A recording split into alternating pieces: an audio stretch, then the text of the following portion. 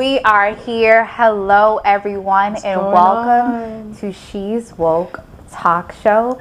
My name is Naomi Williams, CEO and life coach of She's Woke organization and Starting With You Life Coaching. So let me tell you guys, for those who do not know me, let me tell you guys a little bit about me and what I do. So, like I said, I'm a life coach. Specifically, I'm an empowerment life coach, and I empower women to find their purpose through their passions, and that is through personal development and entrepreneurship. And y'all, let me tell you, the women that are enrolled in my program, the outcomes are true transformation, okay? Yes. So if you are looking to just get back to yourself, get back to finding yourself and who you are and what your purpose and your calling is, or if you're an entrepreneur who is looking to build their brand from the ground up, make sure that you hit me up. You can follow me at Naomi V. Williams on Instagram or Coached by Naomi. You can also book a self-discovery call with me at she'swokeretreat.com, www.she'swokeretreat.com. Yes. So my name is Melody. I am CEO of Ujima Therapy for the Soul. I'm able to provide a safe and nourishing way for my clients to express themselves and to be able to acknowledge how the mind, body, and spirit works. And yeah. How can we reach you, girl? Oh, okay. Yeah, I'm sorry. So you can reach me on my Instagram at intune_queen, and my email is ujimatherapyforthesoul@gmail.com. And for those who can't spell Ujima. Ujima is UJIMAA, I believe it is, yes. All right, awesome, y'all, awesome. So today we have an interesting topic. First of all, let's give it up to the set, y'all. The set is looking nice. We're doing a little bit different for you guys, you know. Yes. And it's a vibe. Check out the looks. Check out the looks. We looking good. So this is going to be a really juicy topic.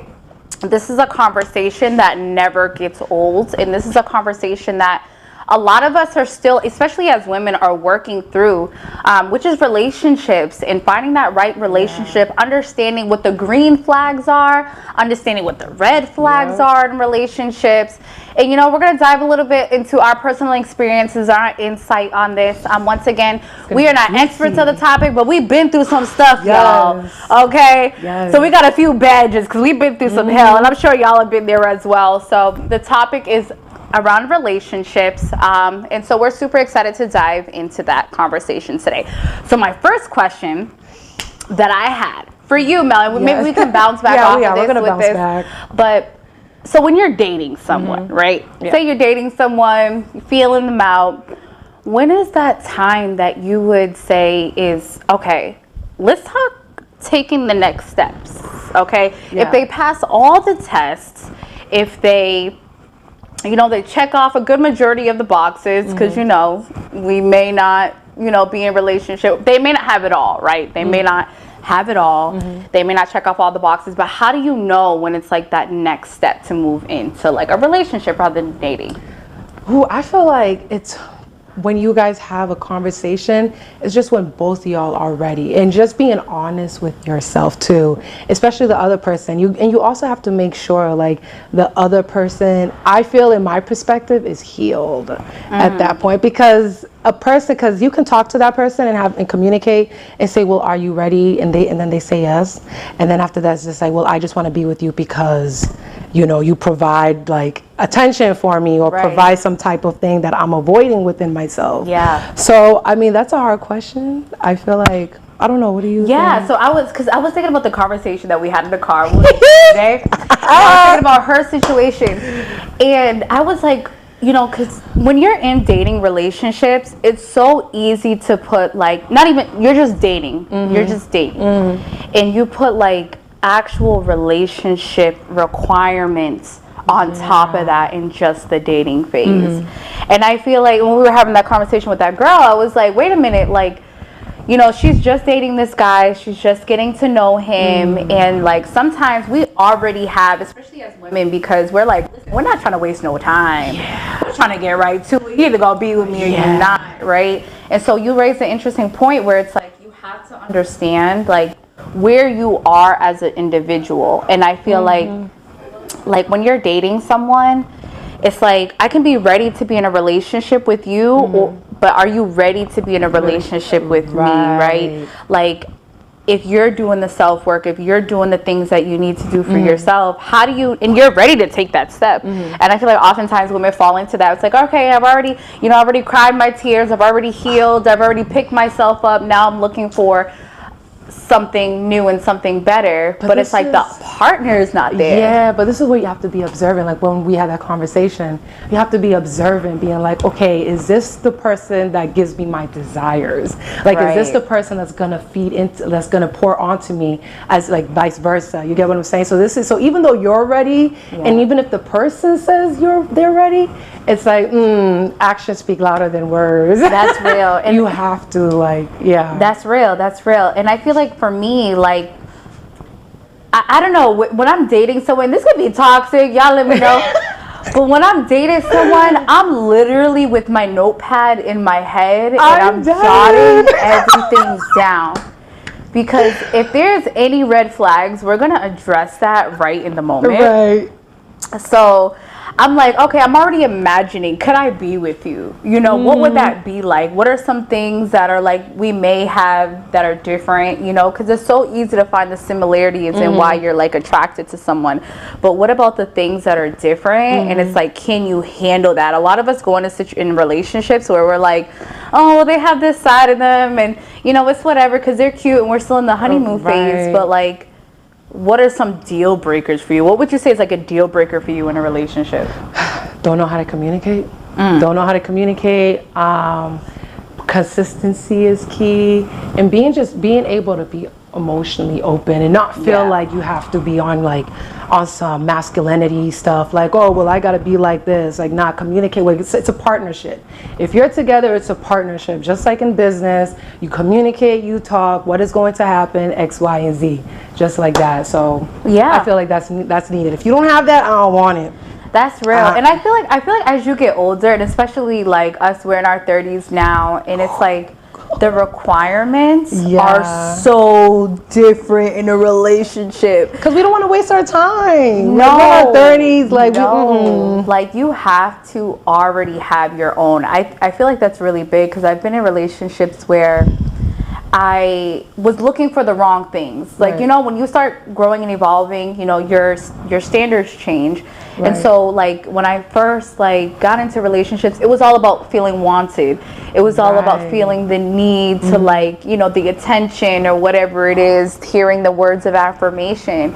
But it's like, no, at this point in time, like, do you have an LLC? Do you got something going on with you? You know what I'm saying? Are you ready to put a down payment on a house? Oh my goodness, that's hilarious. Like, we're talking big moves here. Are you ready to catch this flight and travel with me? Because if you're not in a position to like, or if you don't even have that vision for yourself 10 years down the line, it's like, well, I feel like I'm going to outgrow you. You know? Here's what's going on, right? You have to make sure you're healed, because you won't know what type of person is for you or if they're being toxic or good for you unless you're healed. And a lot of people think they're healed, but in actuality they're not, because of that awareness that they're not trying to pick up on themselves. You understand what I'm saying? Right. So I feel like you have to learn how to be able to heal yourself, become self-aware within yourself, mentally, emotionally, spiritually, so that you can attract that partner that you desire, that you want, and all, to check off all of that checklist. That's real. To be able to, you know, grow and expand and all that other stuff. So. Exactly. And that just makes me think of like, and I was literally having this conversation on Clubhouse where I'm like, you attract where you're at right now. Yes. Yes, we're talking. You really do. Because I really had to sit back and be like, yo, I attracted a lot of like ain't shit guys. a lot of guys that really had no substance, and it was a reflection of where I was at, and I'm able to be real and vulnerable and say that, where it was like I was in a space where I'm like, I was still finding myself, you know, dealing with daddy issues, and like not able to see the patterns and connect the dots as to why do I keep getting the same copy of the same man, different name, but the same situation. And I realized that I'm like, okay, Naomi, pause. You know, no, like I call them microwave relationships. They start quick, they end quick, right? I love it. And that happens because you're rushing into a situation and you haven't even evaluated yourself and be like, okay, am I good? Am I ready? Am I coming into this relationship with selfish needs? And I feel like a lot of us, we don't acknowledge that we do come into relationships with like selfish kind of like, I want to feel this, I need to feel this. But like you were saying, there needs to be a partnership, there needs to be a unity with one another. Yep. And there's a talk that I did on Instagram. I think you've seen it. Are you really in love with that person, or are you just in love with the void that they're able to fill within you? Because you haven't been able to fill that void within yourself with the love and the care and the understanding within yourself. You can't have a relationship with a person until you learn how to create a relationship with yourself, and that's what matters. Say that again. I'm saying it again. You can't be in a relationship with somebody if you don't have a relationship within yourself. And that's what matters, because again, what you said, you attract what you are. You understand? So if you're feeling hurt and you're feeling abandoned and you're feeling disrespectful, whatever the case may be, you're going to attract that person who's disrespectful. You're going to attract that person who does not love themselves, and then you can't expect that other person to love you the way you want to. That's real. That's real, you know, and that's really real. No bullshit, right? I'm like, I'm thinking back, and I'm like, wow, I've been in some situations where I'm like, I've allowed certain guys to act and do certain things because I couldn't acknowledge my value. Because I couldn't acknowledge my worth, right? So I was settling for the bare minimum. I'm like, okay, yeah, you can come over, but you ain't gonna take me on a date. I wasn't even requiring a date. I'm just like, come over because I want to see you, because it was a void within me that I was trying to fill. Girl. You know, I went through the whole thing too, abusive relationships. I allowed things to happen. I'm like, okay, cool, because I have this thing where like I can automatically just, it's so weird, I can automatically forgive. Like kind of forget and be like, oh hey, you know, how you doing? Like I don't understand it. That's just how I work. But I had to learn within myself, being like, no, like set boundary. This is what it is, Melody. And again, it comes with the self-love. This is what, don't forgive. Just, you know, they're showing the actions over words. You have to see it for what it is, and then that's it. That's real. You just literally made me think of boundaries, right? So what are some like boundaries that like, and I feel like a lot of women need to talk about this in the beginning stage. Before you get in a relationship, you shouldn't be talking about what your boundaries are like once you're in the relationship. Like that's something that needs to happen beforehand. Like literally, this is the, what is it called? The probation period, right? Okay. So what are some boundaries? I am really skeptical about boundaries. I'm only saying that, and I say that because a lot of men now, especially unhealed men that may put themselves as healed, they will learn how to observe you and really take in, okay, the boundaries. So say I tell them, okay, the boundaries are, you can't disrespect, you can't talk to me the way you talk to me, right? They're gonna try and talk to you the way that the boundary, you understand what I'm saying? The boundaries that you've set up. I'm just speaking from experience, because there are men that I went through before that they've observed me try to like take things from me, as in like I'm a big-hearted person, please don't cheat on me. What do? They cheat on me. What do? They put their hands on me. You understand? Because they try to break you down to you know, to where they could control you. So the boundaries, I feel like you have to be really observant. Again, actions over words. Men who are really into women, they will go after them. They're the type of men to just, you understand? So I don't know. That's really iffy for me. I can't say my boundaries firsthand. I have to watch, and we have to keep going. And I feel like I take on a different perspective, because I'm like, Maybe because like at a young age I kind of been through it all. I'm like, all right, listen, like especially when you're affirmed in the woman that you know that you are, you know, it's like there's certain things that you know right off the bat that you're not tolerating. Right. Like if we can't talk to each other like as humans, you know, like we're on the same level, you're not talking down to me, you know, we're talking to each other, we're not talking at each other, we're talking to each other. That's really important to me. Another boundary is like, you know, shutting down, you know, or not able to open up, not able to be vulnerable, and not able to hold accountability. Yes. You know, that is so important, because when arguments happen, because arguments do happen in relationships, when that happens, it's like, okay, well, are you able to take accountability as to where you were wrong? Because sometimes, or most times, it's not just one person. Right. It's somebody that triggered the other, but the way that the other person responds, now they're at fault too. So it's like being able to understand that in the full picture.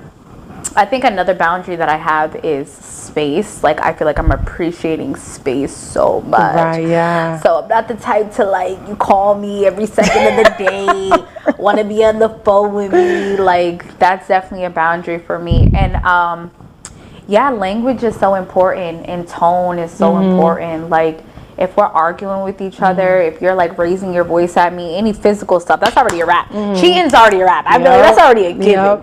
Like you're already out the door. To the left, to the left. Okay, so how do you know you found your soulmate? Ooh, that's a. How do you know you found your soulmate? Yes. I feel like it's like an indescribable feeling. Like you can feel that in your chest. You're like gripping your pearls. You're like, I don't know. And it's not in a way where it's like needy, where it's like, oh my God, I can't live my life without this person. But this person aids to either where I'm at or where I'm trying to go.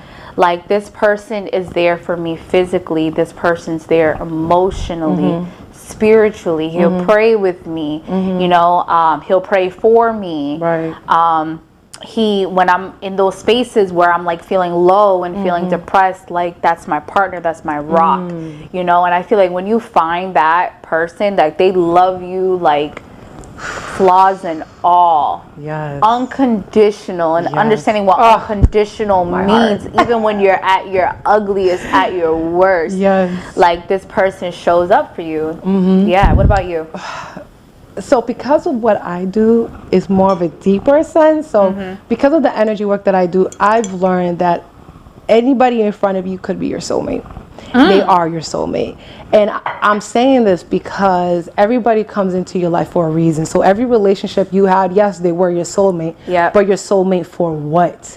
To break you down so you can build yourself up, to be able to make you aware of yourself so that you can better heal yourself.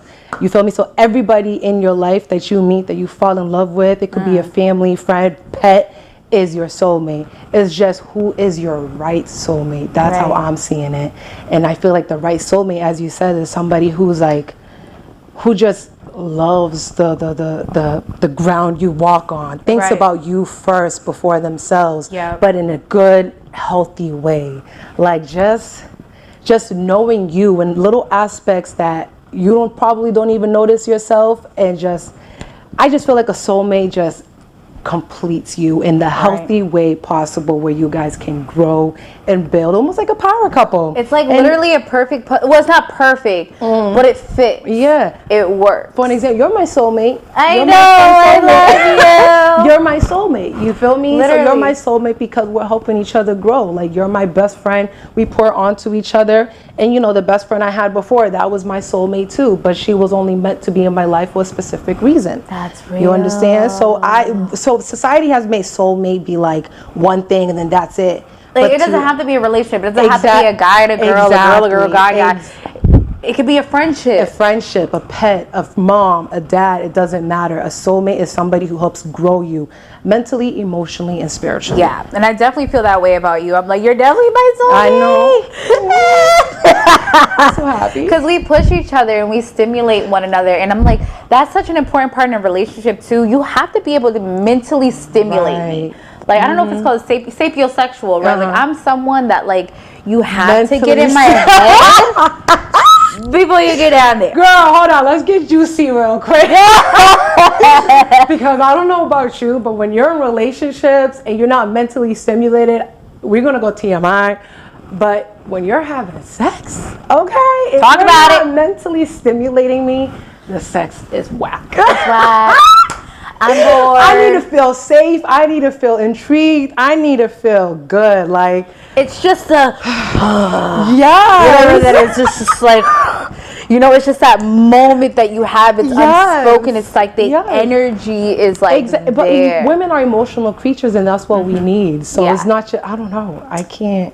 Yeah, and it's like, you don't gotta kiss me, you don't gotta, like, you know, do the most and like tell me you love me, but it's just like that emotional, that energy that's exchanged, that like chemistry, you know what I'm saying? That like the frequency has to be right. Like, you gotta stimulate me mentally, you know, because I get bored easily, y'all. Aquarius. I get real Aquarius stuff. bored. Aquarius, for real. It's like, okay, what are we doing next? But like, so what are some aspects do you think that every healthy relationship should have? Communication. Okay, hold on, you're making me deep. Okay. Communication, understanding, understanding. As you said, boundaries, respecting each other's space sometimes. Yeah. You don't always have to be together, being clingy. Yeah. And having fun. I agree. Having fun, just being like a little, you don't always have to be serious in a relationship. You can be a little child. Just because you're 50, 30, 40 years old, don't mean you have to be so serious. Like, exactly. Enjoy yourself. You guys are in each other's world. Like, make it fun, make it exciting. I feel like that's very important. I was literally thinking the same thing. Because I'm like, the first thing I think of is like travel. Like, when I'm dating someone, it's like, so you ready to take this quick vacation real quick? Yeah. You know what I'm saying? You ready to catch this flight? Because like, if we can't have fun together, if we're just like stuck in the house staring at each other, you know, like if you're not comfortable letting your inner child out around me, that's the thing. Because I'm a big goofball. Like, I may look serious right here, barely. But like, you gotta be able to, like, you know, keep up with me and like get a little weird sometimes. Like, you know, I love someone, like, being in a relationship with someone that's comfortable in their skin. Yes. Like, and that takes you being comfortable in your skin too, to even allow someone, or for that person to allow you to be like comfortable in your skin. Especially for somebody to just push you. Yeah. Push you out of your boundaries, just to do something different, something that you don't even know that you can something do. exciting. Yeah, I need a lot of excitement. Yeah. Spontaneity, whatever you say. Goodness, It has to be spontaneous. It can't be like boring. We do the same things over and over again. Like, that's really important to me. I like the spice. That's why it's fun. Sorry. Keep going, girl. Because no, I'm like, that's why it's fun dating. Because I don't know, for those who like are serial daters and those who like to be in committed relationships, it's not to shade those who like to be in committed relationships, but it's like, can we normalize like enjoying just the dating phase and letting that be it? And that's what something something I was about to talk about, right? Yeah. So I think a lot of us get stuck on working and having to pay the bills, where we forget to take the time. It's just like self-love. Take the time to like pour onto our partners and just have fun. Yeah. Like, don't forget about paying the bills for a minute. Forget about responsibilities. Like, just have fun. Like, Have fun. Yeah, and it's like, and I think a lot of us women, we rush into, okay, what's next? Because I know I'm that way too. Like, me too. You're dating for like a month or two, and it's like, okay, are we gonna be in a relationship? Are you like my boyfriend, my girlfriend, like whatever the case may be, like.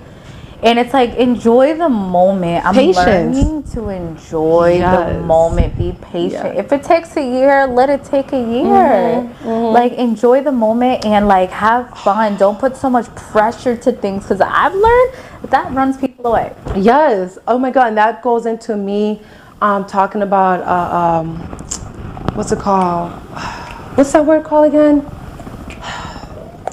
When you put something, like, for an example, like, what the fuck? Oh my goodness. I forgot. There's a label. There we go. Yeah, a label. Yep, label. We're so focused on putting a label on everything. Where we can't just sit there and just be like, just enjoy yourself. Just like you said, just enjoy yourself. Take your time. Because we have to make sense of everything. What is this? Not everything needs a label. You don't have to be in a rush to put a label on everything. Yeah. Just forget about the labels. Are we boyfriend, girlfriends? Are we this?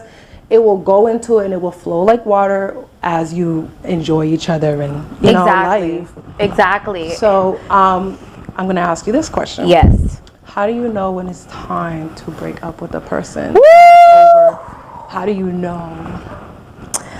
Love. Yeah. Yeah.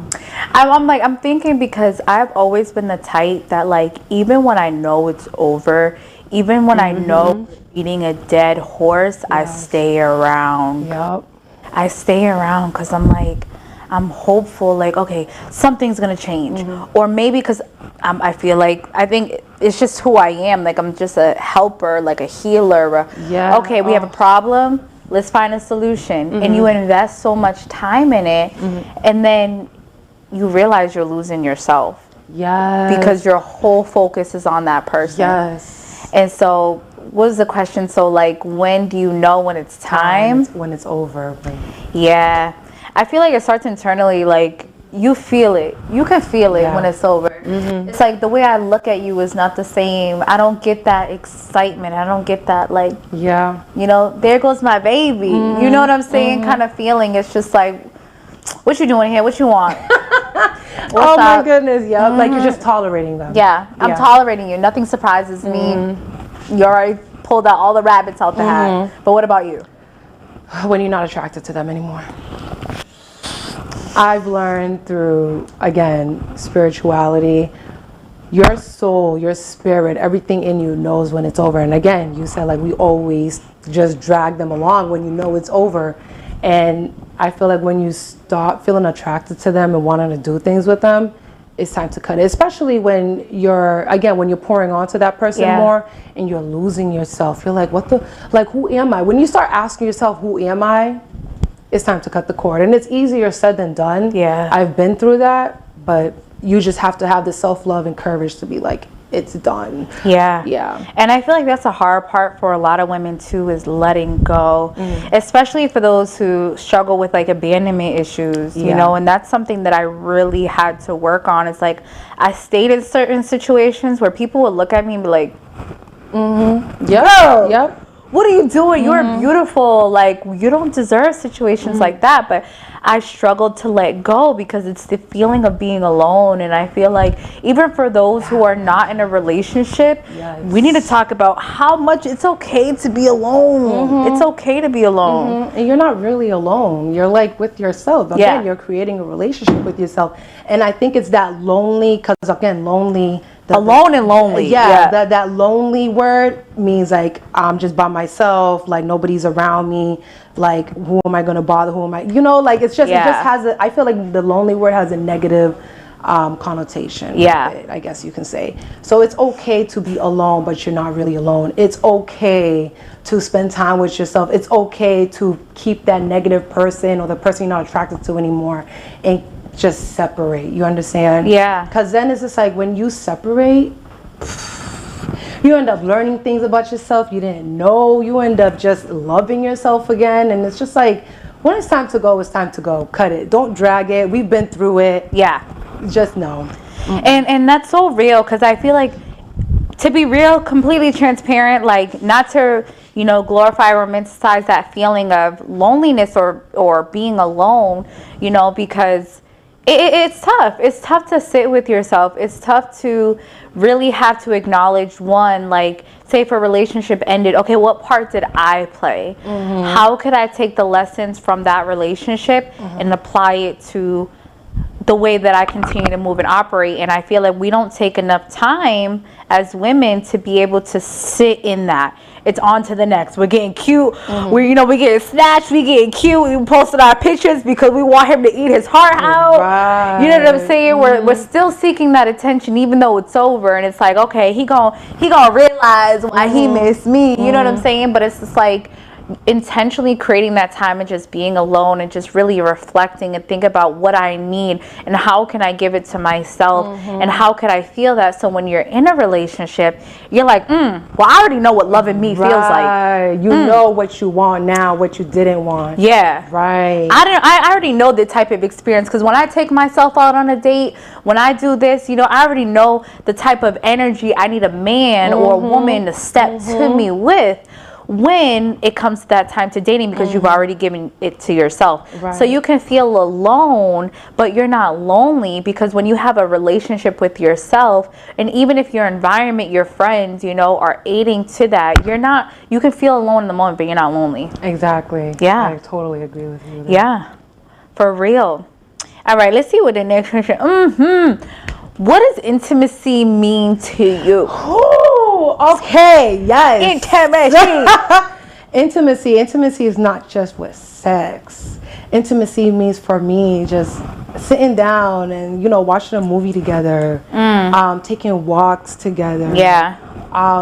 Shutting off the TV and just talking like this. Yeah. Just, that intimacy goes a long way besides just touching and feeling. Because I feel like you need to learn intimacy without sex. Yes. Touching. Intimacy is, how intimate can you get with my mind? How intimate can you get with my body and soul? You feel me? It all works together. So, yeah, that's I heard this saying. It was like, into me, see. You being able to look into me. You being able to feel me. Okay, into me, see.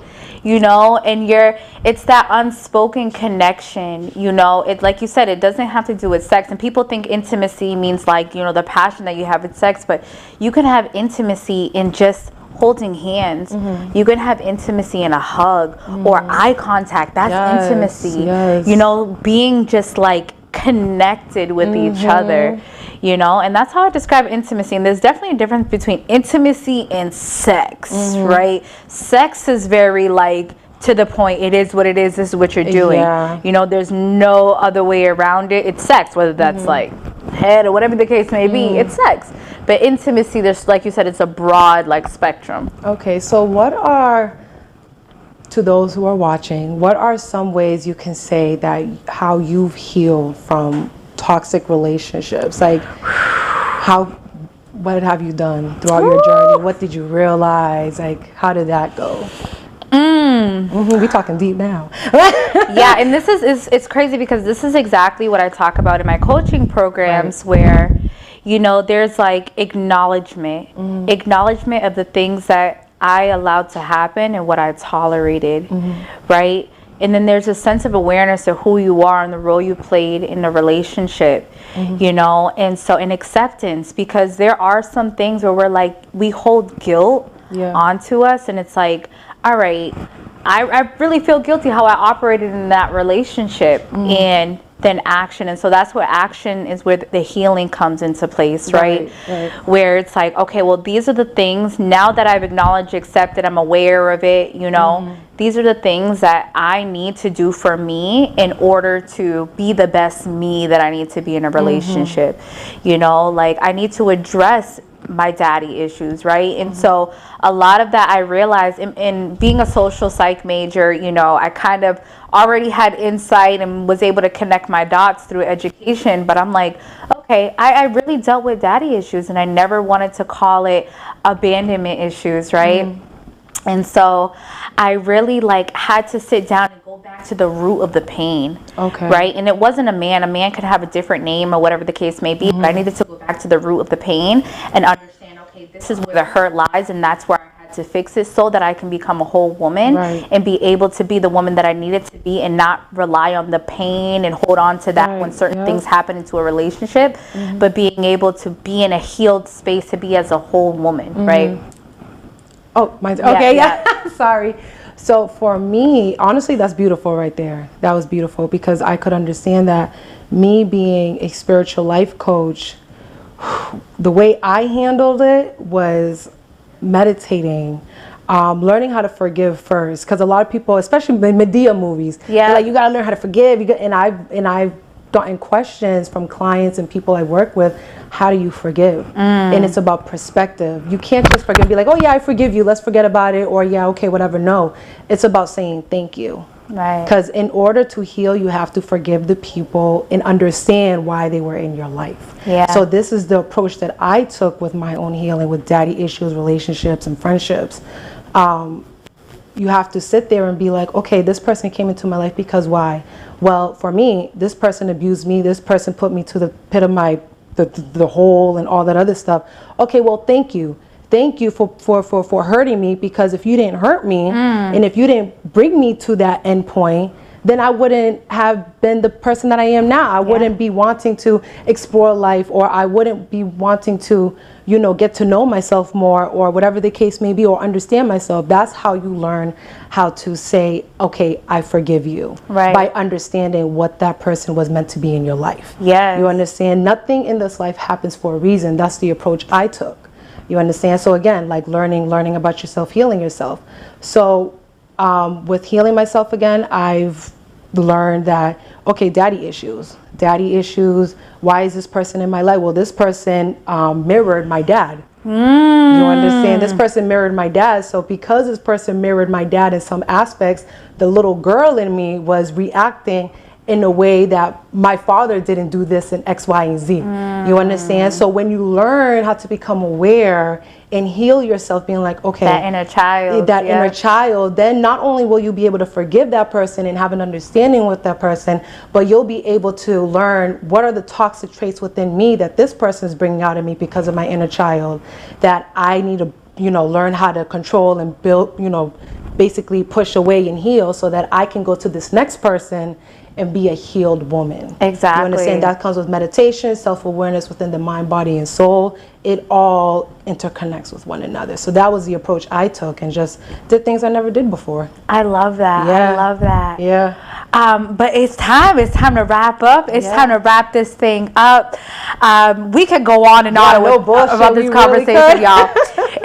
Like I said, this is my very best friend. If y'all didn't know, this is my very best friend. And this is conversations that we have very, very often. And I encourage you guys, you know, with your friends, to have these type of conversations, you know, because as a friendship, you know, this is so important to be able to, like, okay, check one another and be like, okay, are you in a space, especially when we're talking about relationships, just acknowledging where we're at as individuals, especially stepping into the dating scene. So I hope this conversation was extremely informative, entertaining, everything that it needs to be for you guys. And make sure you have that friendship where, like, you pour onto the knowledge with one another, because I can learn something from you, you can learn something from me. Exactly. So, yes, learn things from your circles. Make sure, ladies, you guys have strong circles, strong supportive circles, strong supportive women, because that's really important too. Especially, it's hard to surround yourself with friends that are, like, kind of going through things so much where it's like, okay, well, who do I lean to, you know? And having that one person, someone that's your soulmate, you know, who you're able to, you know, be aligned with and have those deep conversations you are who you with. hang around with, so exactly. Exactly. So that is all, y'all. Thank you guys so much for watching our podcast.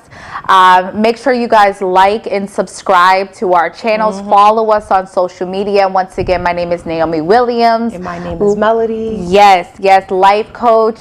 Starting with you, life coaching. You could follow me on Instagram at Naomi, Naomi V Williams, and also on Coach by Naomi. You can also find our women's empowerment organization at She's Woke Retreat. And if you're looking to get any Reiki, energy healing, or just to have a different perspective on things, you can definitely contact me on my Instagram at intune_queen, or you can contact my email, ujimatherapyforthesoul@gmail.com. Yeah, y'all. This is 2023. It's about life transformation. It's about making the right choices. It's about empowering yourself. Elevation, y'all. Elevation, success. Think about you first. Healing first. Yes, you come first always. Yep, and everything happens for a reason. So yes. See y'all soon. Peace and love. Bye.